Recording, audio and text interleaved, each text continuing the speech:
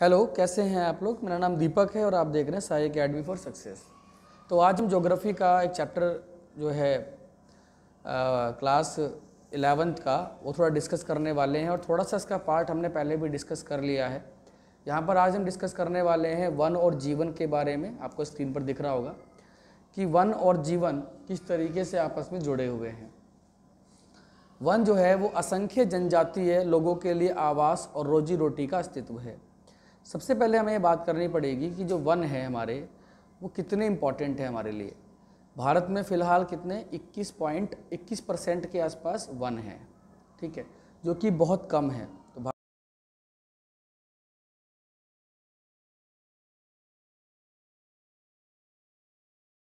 बहुत बेहतर थी और एक नए आंकड़े के अनुसार वनों की संख्या में लगातार गिरावट हो रही है और अभी 17.4% के आसपास ये पहुंच गए हैं। इसके बाद हम करेंगे जैसे थोड़ा सा आज ये वन वगैरह के बारे में बात करेंगे और इसके बाद हम लोग क्या करने वाले हैं, इसके बाद हमने करने वाले हैं कि भारत में स्टार्टिंग से फर्स्ट चैप्टर के से हम लोग इसके बारे में पढ़ने वाले हैं। वन असंख्य जनजातीय लोगों के लिए आवास और रोजी रोटी का अस्तित्व है। तो सबसे पहली बात तो ये हो जाती है कि वनों से हमें मिलता क्या क्या है, ठीक है। तो वनों से हमें क्या क्या मिलता है, वनों से हमें मिलता है लकड़ी मिलती है। अगर मैं बात करूँ पहली बात कि वनों से हमें क्या क्या मिल जाता है, हमें लकड़ी मिल जाती है। वनों से हमें खाद्य वस्तुएं प्राप्त होती हैं। खाद्य वस्तुएं इन द सेंस कि जितनी भी खाद्य चीज़ें हैं, जैसे हम बात करें कि रोटी, कपड़ा, मकान, ये सभी कहाँ से मिलता है, वन से मिलता है। जनजातीय जितनी होती है, यानी जो आदिवासी होते हैं, जो क्या होते हैं, आदिवासी होते हैं, जो जनजाति होती है, आदिवासी होते हैं, वो पूरी तरीके से कहाँ निर्भर रहते हैं। आदिवासी जंगलों पर निर्भर रहते हैं। और थोड़ा चैप्टर में आप आगे चलोगे तो आदिवासियों के बारे में आप अच्छे से पढ़ोगे कि भारत में कौन कौन सी मुख्य आदिवासी जातियां हैं। जैसे इसमें मुंडा है, मुंडा बहुत इंपॉर्टेंट जनजाति है भारत में जो रहती है, मुंडा। और दूसरा जो है, मुंडा के साथ साथ एक आपकी जो जनजाति है भूटिया, जो सिक्किम की है, ये भी एक इम्पॉर्टेंट जनजाति है जो किस पर डिपेंड है, जंगलों पर डिपेंड है। इसके अलावा संथाल जनजाति जो है ये भी आपकी डिपेंड है किस पर, जंगलों पर। तो ऐसे बहुत सारे लोग हैं जो कहाँ रहते हैं, जंगलों में रहते हैं और जंगलों पर ही उनका जीवन डिपेंड करता है। एग्जाम्पल के तौर पे यहाँ पे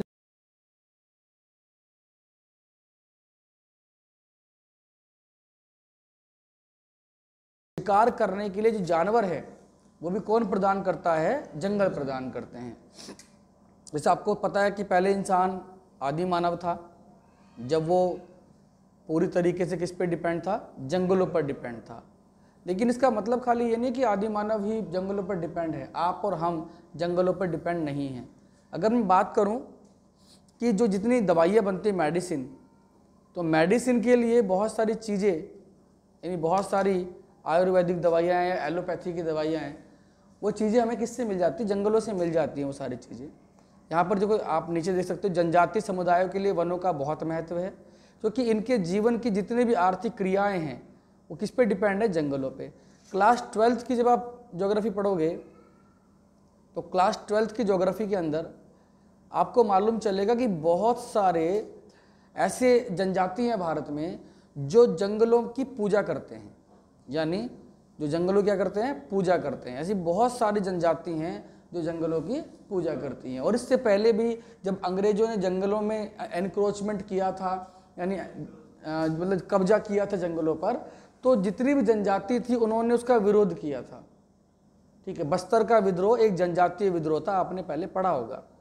आमतौर पर माना जाता है 2001 में भारत के 593 जिलों में से 187 जो जिले हैं वो जनजातीय जिले हैं। तो ये देखो एक बड़ा डाटा है कि 593 जिलों में से कितने, 187, और कुल भौगोलिक क्षेत्रों का 33%, 33.6%, ये पूरा ले लेंगे, 33.6% हिस्सा जो है। लेकिन देश का 59.8% वन आवरण इन्हीं जिलों से मिलता है। अब मैंने कल भी आपसे बात की थी इस बारे में,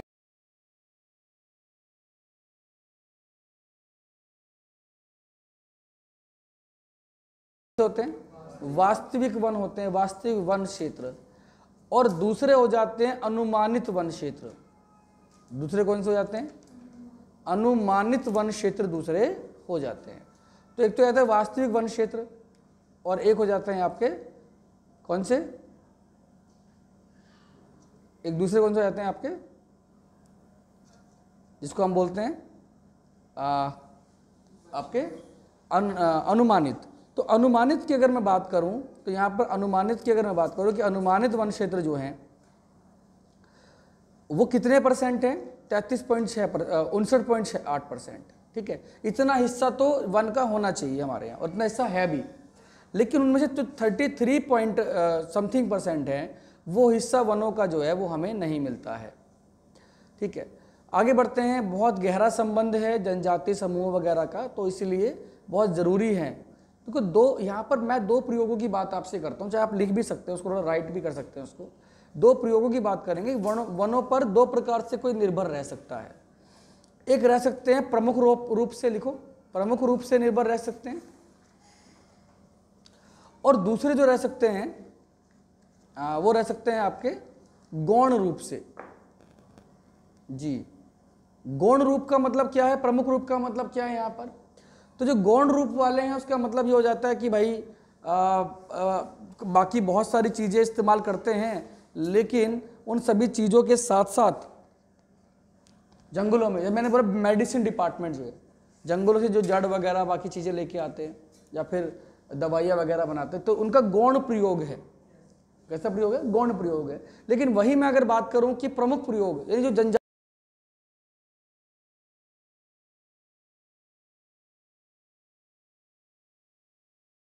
सभी जनजाति समूह जो है वो प्रमुख रूप से निर्भर है किसके ऊपर,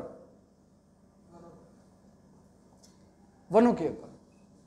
ठीक है, और अगर मैं बात करूं कि पूजा करना वनों की, तो इतना इंपॉर्टेंट, उपयोग के लिए इतना इंपॉर्टेंट है वन उनके लिए कि वो उसकी क्या करते हैं, वर्शिप भी करते हैं, पूजा भी करते हैं। यहाँ अब जब इतने इंपॉर्टेंट वन है हमारे लिए, तो वनों का संरक्षण बहुत ज़रूरी है। जैसे बात किया गया कि 21% वन थे, वो भी कम होते जा रहे हैं। अब वनों के, पहले तो ये बात कर लेते हैं वनों के कम होने के कारण क्या है। इसको एक वर्ड है इंग्लिश में जिसको बोलते हैं डिफॉरेस्टेशन।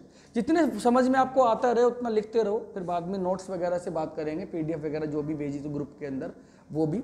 और जितने बच्चे मुझे यूट्यूब पे देख रहे हैं तो उनके लिए ये है कि जो हमारा साई अकेडमी फॉर सक्सेस का ऐप है, ये मैं पक्का कर दूंगा। बाकी तो इकोनॉमिक्स वगैरह सबकी वीडियोज़ है मेरी, ये पक्का कर दूंगा कि ज्योग्राफी के नोट्स आपको फ्री ऑफ कॉस्ट वहाँ पे मिल जाए, जितने बच्चे यूट्यूब पे मेरे को देख रहे हैं। बाकी आपके लिए तो, बाकी क्लास वाले बच्चों के लिए तो है ही वो सारे नोट्स। ठीक है, तो अगर बात करूँ मैं वन संरक्षण की बात करें तो पहले बात करते हैं वनों काट कौन रहा है, यानी वन का नुकसान कैसे हो रहा है। या अगर मैं बात करूँ कि वन जो है उसका डिफॉरेस्टेशन, जिसको बोलते हैं वन उन्मूलन, लिखिए क्या बोलते हैं इसको, वन उन्मूलन बोल देते हैं इसको। तो अगर मैं बात करूँ कि वन उन्मूलन क्या है, सबसे इंपॉर्टेंट बात तो ये कि वन काट क्यों रहे हैं भाई, क्या कारण है वनों के काटने का।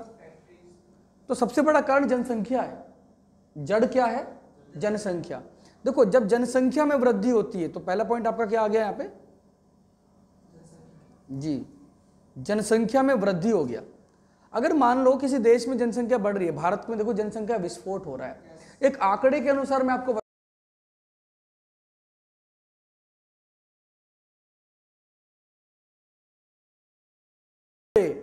70,000 बच्चे एक दिन में, देखो एक ये बहुत खराब डाटा हमारे लिए है।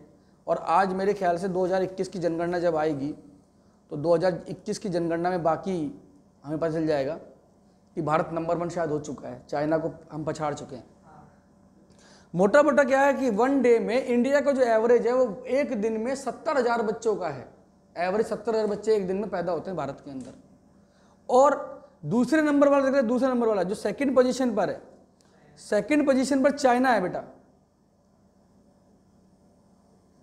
तो मैं चाइना की बात करूं तो चाइना में एक दिन में 30,000 बच्चे, 30K, के लिख देता हूं जगह कम है, 30K, एक दिन में 30,000 बच्चे कहां पैदा हो रहे हैं, चाइना के अंदर।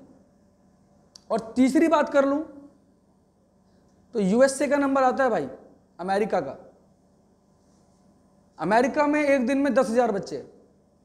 अगर आप इन आंकड़ों को देखो तो भारत जो है वो मतलब सेकंड पोजीशन वाले से भी डबल पर है, डबल से भी ज्यादा, 2.5 गुना अगर देखा जाए तो। जनसंख्या जो है, सॉरी, जनसंख्या जो है वो सबसे बड़ी प्रॉब्लम है किसमें? इंडिया में। और उस प्रॉब्लम की वजह से एक बात बताइए, अगर जनसंख्या बढ़ेगी तो क्या क्या प्रॉब्लम आएंगी? अब बताइए, लिखिए जरा अपनी कॉपी में। अगर जनसंख्या बढ़ेगी तो भाई क्या क्या प्रॉब्लम आने वाली हैं? अगर बच्चों, अगर जनसंख्या बढ़ेगी तो रोटी कपड़ा मकान तीनों की जरूरत बढ़ेगी कि नहीं बढ़ेगी? आवास, यानी आवास ज्यादा चाहिए, घर चाहिए ना। और भारत में इतनी सारी योजनाएं आने के बावजूद भी आज भारत के जो लोग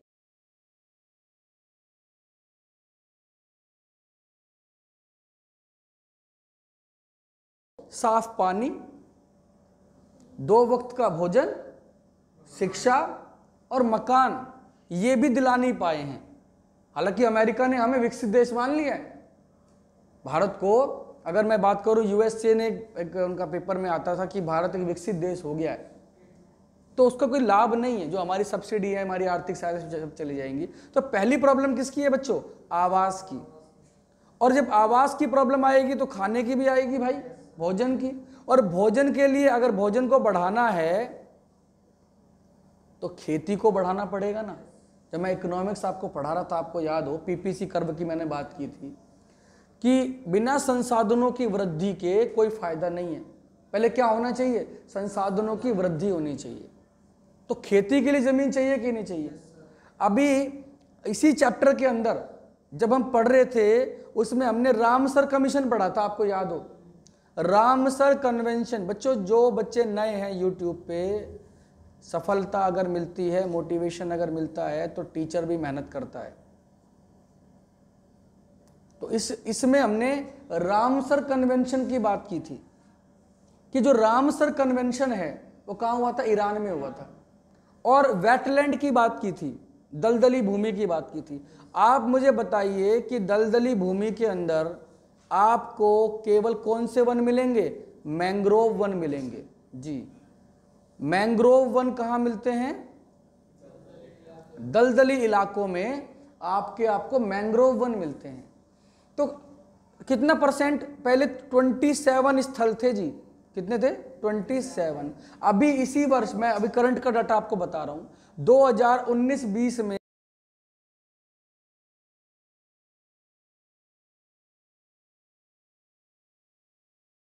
भी करनी तो वनों को काटना पड़ेगा। तो वनों को हमें काटना पड़ेगा। इसी वजह से क्या हो रहा है? डिफॉरेस्टेशन हो रहा है। तो जनसंख्या सबसे बड़ा मुद्दा है। जनसंख्या बढ़ेगा तो उद्योग बढ़ेंगे, खेती के लिए जमीन चाहिए, आवास के लिए जमीन चाहिए, है ना। तो ये सब मानवीय कारक है। कौन से कारक हैं जी? यानी मानव किसको खराब कर रहा है? मानव किसको खराब कर रहा है? हाँ जी, हल्का सा बस। मानव किसको खराब कर रहा है? वनों को। किसको? वनों को खराब कर रहा है मानव जी। तो आते हैं वन संरक्षण पे। तो कारण क्या हुआ? इस मानव ने एसी को भी खराब किया था। चलो ठीक है, आगे बढ़ते हैं। ठीक है, ठीक है। अरे भाई लाइव चल रहा है, ध्यान देना। तो अगर बात करें, ये मानव एसी को ना खराब करे, ध्यान रखना इस बार कि इस एयर को, हाँ लाइव चल रहा है। वनों का जीवन और पर्यावरण के साथ जटिल संबंध है। वन हमें प्रत्यक्ष और अप्रत्यक्ष रूप से, भाई ये देखो, एक एक वर्ड आपको समझना पड़ेगा। एक लाइन लिखो फटाफट। वन हमें प्रत्यक्ष और अप्रत्यक्ष रूप से आर्थिक और सामाजिक फायदा पहुंचाते हैं। यानी आर्थिक फायदा भी हमारा करते हैं वन, और सामाजिक फायदा भी हमारा वन करते हैं। किस प्रकार से हमारा आर्थिक और सामाजिक फायदा कौन करते हैं? वन करते हैं। आर्थिक फायदा कैसे करते हैं? अभी मैंने बताया, शहद के लिए, लकड़ियों के लिए, फर्नीचर के लिए हम किस पर डिपेंड रहते हैं? जंगलों पर डिपेंड करते हैं। आर्थिक फायदा है ये। प्रत्यक्ष रूप से आर्थिक फायदा हो गया भाई। अब तो ये अप्रत्यक्ष रूप से आर्थिक फायदा क्या हो गया? अब अप्रत्यक्ष रूप से आर्थिक फायदा बताऊं मैं आपको। जैव विविधता का नाम सुना होगा आपने, क्या सुना?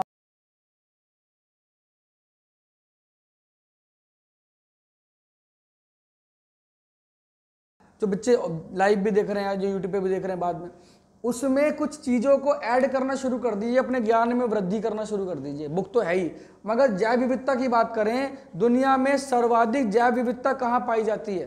पहला प्रश्न मेरा ये है आपसे, तो लिख लीजिए, दुनिया में सबसे अधिक जैव विविधता अमेजन के मैदानों में मिलती है जी। जी, अमेजन नदी के मैदानों में, ठीक है, अमेजन नदी के मैदानों में, ठीक है, वहां पे जंगल हैं। अमेजन नदी के मैदानों में क्या है? जंगल है वहां पर। और जो अमेजन नदी है ये, हाँ अमेजोन है इंग्लिश में, और हिंदी में क्या है बेटा? अमेजन, ठीक है, इंग्लिश में अमेजोन है और हिंदी में अमेजन है। और ये कहाँ बहती है? दक्षिण अफ्रीका में, दक्षिण अमेरिका में, सॉरी। अमेजन नदी कहाँ बहती है? दक्षिण अमेरिका में बहती है।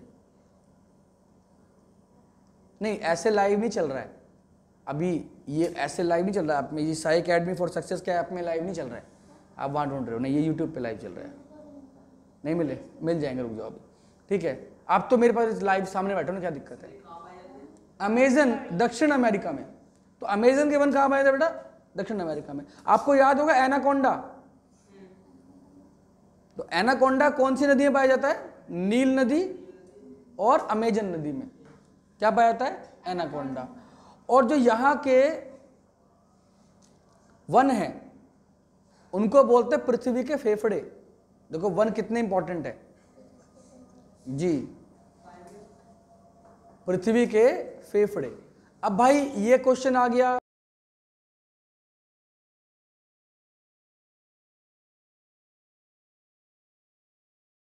आ 20%, कितना परसेंट? 20% ऑक्सीजन हमें कौन देता है? 20% ऑक्सीजन कौन देता है? अमेजन के वन।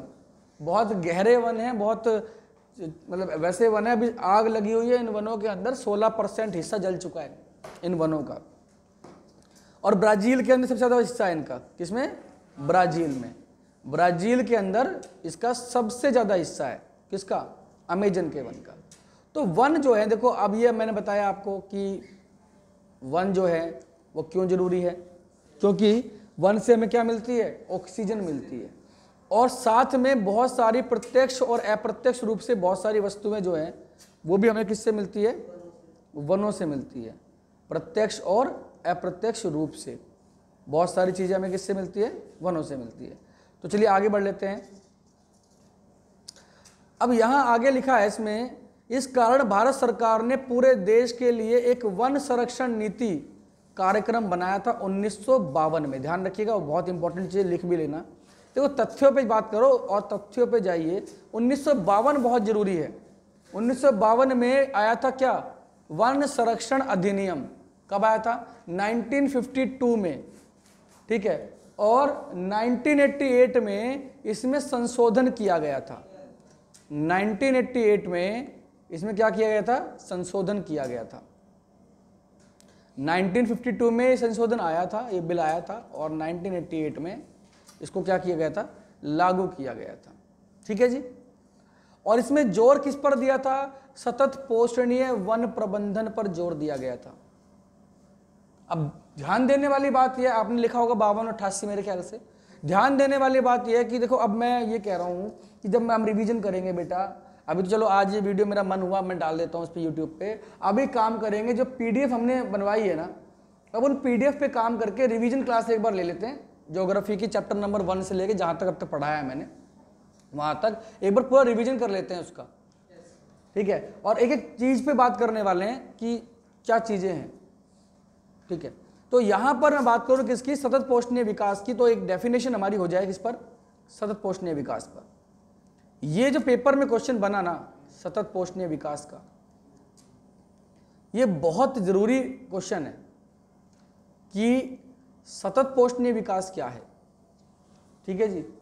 अगर मैं आपको थोड़ा सा बैक लेके जाऊं, स्टॉकहोम समझौता सम्मेलन, ठीक है, आपको बताऊं हम विश्व पर्यावरण दिवस, कौन सा? विश्व पर्यावरण दिवस हम कब मनाते हैं? पता है आप लोगों को? बताइए। हम विश्व पर्यावरण दिवस कब मनाते हैं भाई? 5 जून। कब मनाते हैं?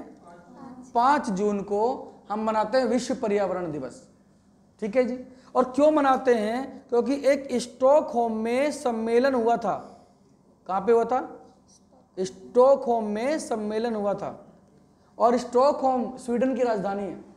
और स्टॉकहोम में सम्मेलन होने के बाद किस पर जोर दिया गया? पर्यावरण पर जोर दिया गया कि हम अपने पर्यावरण को बेहतर करेंगे। तो हमारी जो इस नीति के मुख्य उद्देश्य हैं वो क्या है? देखो ध्यान से देखिएगा, कुछ पॉइंट यहाँ पे मैं डिस्कस करूंगा आपसे।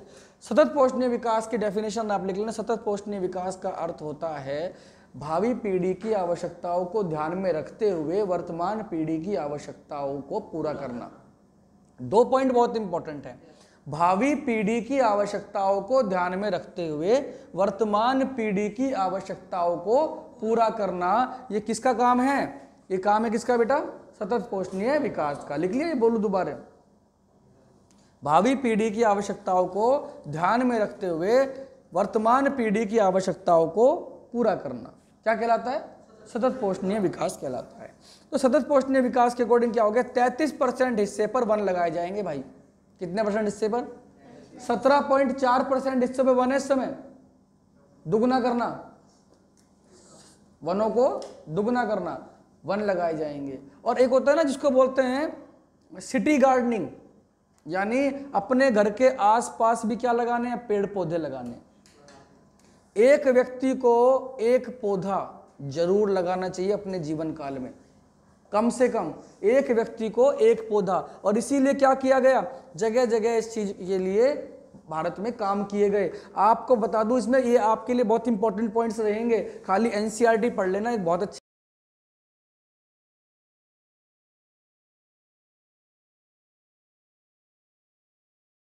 बहुत जरूरी है। ध्यान दीजिएगा, मैं बात कर रहा हूं किसकी? 1973 में भारत में भारत रिजर्व टाइगर है ना, भारत टाइगर रिजर्व, इनके नाम से एक क्या शुरू किया गया था? योजना शुरू की गई थी। कौन सी थी? लिख लो, Indian tiger reserve planning. Indian tiger reserve planning. जब इंदिरा गांधी जी गई थी कहां पर? स्टॉकहोम सम्मेलन में, तो इतनी प्रभावित हो गई 72 में, सुनो 72 में इतनी प्रभावित हो गई कि वापस आके क्या किया उन्होंने? 73 में क्या डाल दिया? टाइगर रिजर्व योजना। ठीक है। और एक क्वेश्चन बनता तो है नहीं, बट देख लेना, 5 जून 1974 से देखो जो मीटिंग होती है वो 72 में होती है। मीटिंग कब होती है? 72 में। लेकिन 1974 से हमने पर्यावरण दिवस मनाना शुरू किया। तो ध्यान से सुनो भाई, हाँ 72 पर्यावरण, सुनो, पर्यावरण दिवस मनाना शुरू कब से किया था विश्व ने? 74 से, 74 से। चलो बेटा आगे बढ़ते हैं, ध्यान से सुनो। दूसरा 6% आ गया। तीसरा पारिस्थितिक संतुलन को बनाए रखना और पर्यावरण में क्या लगाना? वन लगाना। ये सारे काम देश की प्राकृतिक धरोहर, जैव विविधता और आनुवंशिक पूल का संरक्षण, मृदा अपरदन और मरुस्थलीकरण का संरक्षण, ये निम्नीकृत भूमि पर सामाजिक वानिकी। ये देखो मैं जो बात कर रहा था, सामाजिक वानिकी,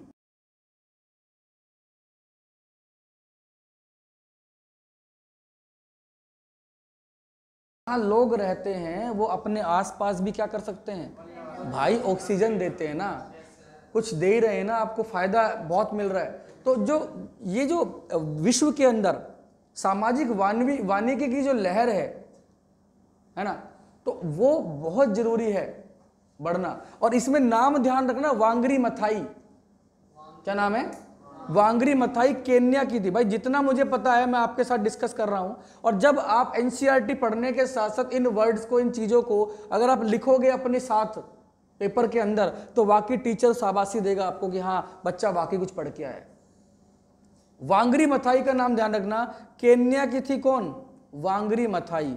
ग्रीन बेल्ट मूवमेंट लिख लेना सामने। वांगरी मथाई ने क्या शुरू किया था? Green belt movement. इसकी शुरुआत करने वाली कौन थी? वांगरी मथाई थी बेटा। ग्रीन बेल्ट मूवमेंट, हाँ जी। केन्या की थी। अकेली महिला थी, उसने कहा कि भाई मैं क्या करूंगी, आसपास पेड़ लगाऊंगी। तो उसके साथियों ने, उसके परिवार वालों ने, उसके पड़ोसियों ने उसको डिमोटिवेट किया। क्या बोलते हैं कि when you are in the process of success, जब आप सफलता के प्रोसेस में होते हो ना, तब भी आप अकेले होते हो भाई। लेकिन जब आप सफलता प्राप्त कर लेते हो ना, तो आपके पास दुनिया, आपके साथ दुनिया होती है, सब साथ होते हैं। एक और बात है कि failure has no father but success has so many fathers. Failure हो जाओगे तो अपने पिता भी कहते हैं तुम कौन हो भाई, मैं नहीं जानता तुम्हें, है ना। और अगर सक्सेस हो जाओगे तो क्या होगा, सब ये मेरा।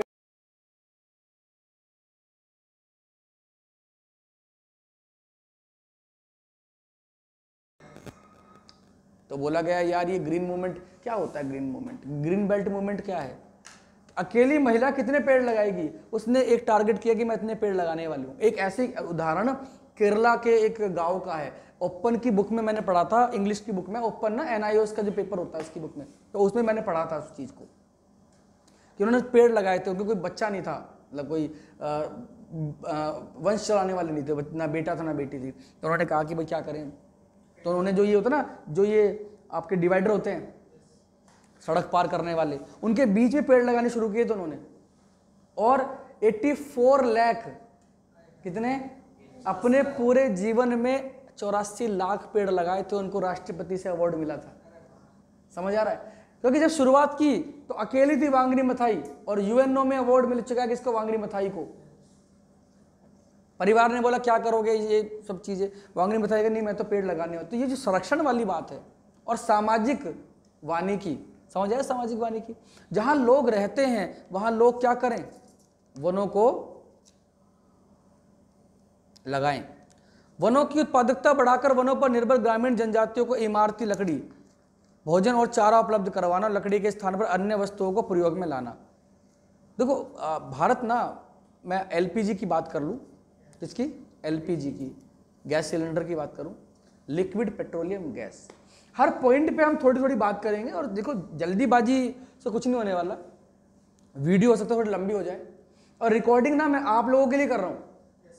इसको घर जाके एक बार फिर देख लेना, जो तथ्य हैं उनको लिख भी लेना, और मन करे तो किसी दोस्त को शेयर कर देना और कहना कि देख, एक बार देख के देखो कैसी है, फ्री ऑफ कॉस्ट है, कौन सा पैसे लग रहे हैं।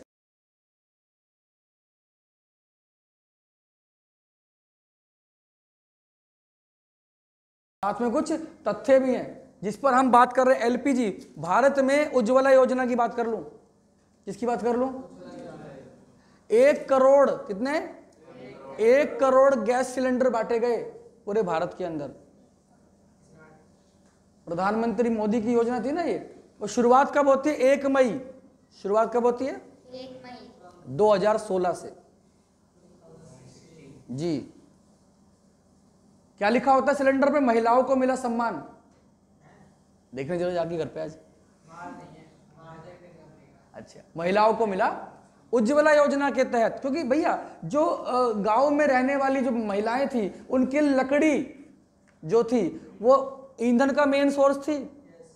अब लकड़ी हट गई, ईंधन आ गया, उसको धुआं भी लगता था, उससे प्रदूषण भी होता था। एक चीज से कितने इलाज हो गए, कई सारे। और जो लकड़ियां थी उनका इस्तेमाल क्या हो गया, बंद हो गया। आपको याद हो, मैं डिस्कस करूंगा, अगर आप मेरे से जुड़े रहोगे, सारे आंदोलन डिस्कस करूंगा जो पर्यावरण के लिए हुए हैं। इसमें चिपको आंदोलन आपने पढ़ा होगा कभी ना कभी, सुंदरलाल बहुगुणा वाला, उस पर डिस्कस करेंगे फिर बाद में। और साथ रहा तो फिर स्टैंड लगा के फिर आराम से उसको डिस्कस करेंगे किस तरीके चीजें। आपको क्लास समझ में आ रही है आज, है ना। लिखवाना अपनी जगह और समझाना अपनी जगह। लिख तो आप घर जाके भी लोगे इस चीज को। आगे बढ़ लेते हैं। पेड़ों को लगाने के लिए बढ़ावा देना है, पेड़ों की कटाई रोकनी है और इसके जन आंदोलन चलाना जिससे महिलाएं भी शामिल हो सके ताकि वनों पर दबाव कम हो सके। छोटा सा मैं आपको ये चिपको आंदोलन कराऊंगा क्योंकि आंदोलन की बात आ चुकी है यहाँ पे, तो उसके बाद में इसको खत्म करूंगा क्लास को, ठीक है। समय भी आपका लगभग हो ही गया है। चिपको आंदोलन की बात कर लेते हैं। चिपको आंदोलन की शुरुआत हुई थी उत्तराखंड में। कहाँ हुई थी, उत्तराखंड के अंदर। उत्तराखंड में जो महिला,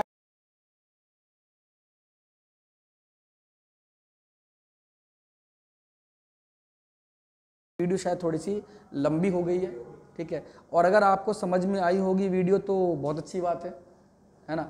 लेकिन इस चीज़ को उतारना भी बेटा घर जाके, जितनी बातें मैंने कही आपसे उन चीज़ों को भी लिखना, ठीक है। तो बात करेंगे। Thank you so much.